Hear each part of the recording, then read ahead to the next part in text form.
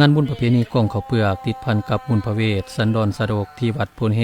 บ้านสันทุงเมืองเหล่างามแขวงสารวันได้จัดขึ้นในอาทิตย์ผ่านมานี้คือในมือแฮม12 ค่ำเดือน3ลาวพศ2568กุมกับวันศุกร์วันที่30มังกร2026ด้วยบรรยากาศคึกคืนเบิกบานมนต์ซื่นเป็นการอนุรักษ์รักษาหีดของประเพณีวัฒนธรรมบรรดาเผ่าอันงามของศาสตร์ก็คือของท้องถิ่นยุคสูงคุณค่าทางด้านวัฒนธรรมโดยมีพระอาจารย์ซ่าคำแสนวิรศักดิ์เจ้าอธิการวัดโพนเฮบ้านสันทงซึ่งเป็นผู้นำพา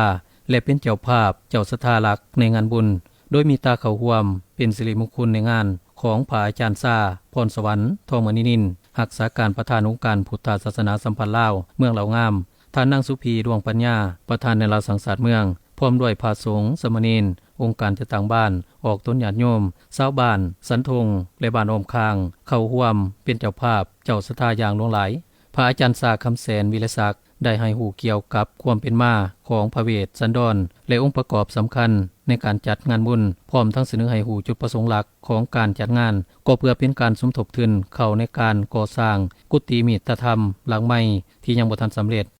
บุญพระเวทนี้มีความสำคัญติดพันกับพระพุทธศาสนาโดยตรงเพื่อเป็นการส่งเสริมเหตุของประเพณีอันดีงามความเป็นมาของบุญพระเวทสันดรนี้ก็ถือว่าเป็นผู้ที่ว่าสะสมทานบารมีโดยการให้ทาน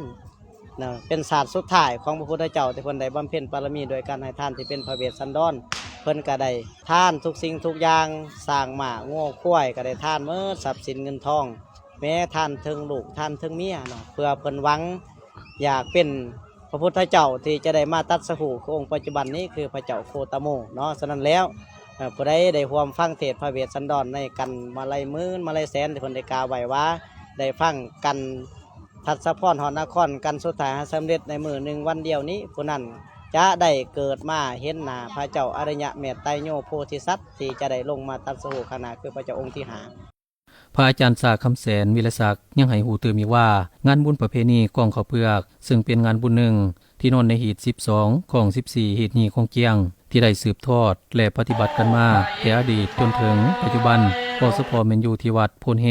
บ้านสันทงก็ได้พร้อมกันจัดงานบุญดังกล่าวนี้ขึ้นในทุกๆปีภายหลังสำเร็จการเก็บเกี่ยวผลผลิตข้าวนาปีของประชาชนภายในบ้านซึ่งเป็นแนวทางสืบทอดที่ดีให้แก่ลูกหลานอนุชนคนรุ่นหลังเพื่อพร้อมกันสืบทอดอย่างยาวนานสำหรับงานบุญพระเวทแม้นเป็นบุญปางหนึ่งที่ติดพันกับศาสนาและหีดของประเพณีและเป็นปีที่3ที่ชาวบ้านสันทงได้พร้อมกันจัดงานทั้งอำนาจการปกครองบ้านพร้อมด้วยพ่อแม่ประชาชนได้มีความเห็นดีเป็นเอกภาพมีความสามัคคีเป็นคิดหนึ่งใจเดียวพร้อมกันกาเกียมด้านต่างๆเป็นต้นกาเกียมสถานที่การตกแต่งประดับประดาสถานที่อาหารหวานข้าวเครื่องดื่มและอื่นๆการรักษาความสงบความเป็นระเบียบเรียบร้อยพร้อมนั้นประชาชนภายในบ้านสันทงและบ้านอ้อมคางยังได้ประกอบส่วนทั้งด้านวัตถุปัจจัยตามท่าแห่งของตนเพื่อสมทบทุนฮอนเข้าในการพัฒนาและก่อสร้างวัดวาอารามให้มีความเจริญรุ่งเรืองเป็นก้าวๆเป็นต้นใดเป็นเจ้าภาพบุญพระเวทต้นละ3 ล้านกีบ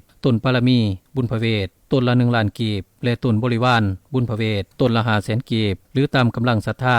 สำหรับกิจกรรมในงานบุญมีคือหับมูทนาทานจากออกต้นญาติโยมที่มาร่วมอบโปโมทนาทอนโฮมข้าวเปลือกตอนบ่ายได้มีพิธีเชิญพระเวทเข้าเมืองประกอบมีขบวนแห่จากหลายภาคส่วนจากจุดตั้งพระเวทเข้ามาสู่วัดโพนแห่หับชมการแสดงศิลปะของน้องนักเรียนต้นแรงสูตรปริตามงคลเทศมาลัยหมื่นมาลัยแสนและในมือต่อมาก็ได้มีพิธีแห่เขาพันก้อนตักบาตรถวายสังฆทานแน่พระสงฆ์สามเณรเทศสังฆาหลวงเทศพระเวทต้นค่ำคืนก็ได้มีการขบงานตามหีดของประเพณีตลอดแจ้งด้วยวงดนตรีและหมอลำเลืองถือว่าสำเร็จพิธีในวันนั้น